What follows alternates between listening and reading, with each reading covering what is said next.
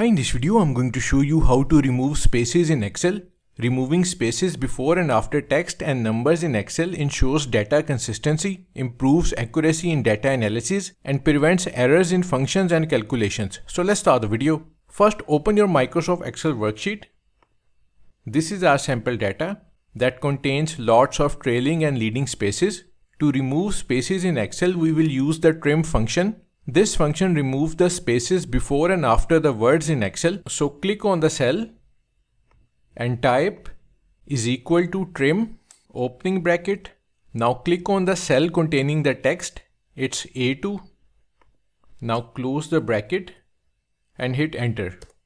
As you can see, the trim function removes all the leading and trailing spaces from the text in cell A2. If you have multiple cells, just drag the fill handle to apply the formula to the rest of your dataset. Now if you want to replace the original data with the new one, then copy this new column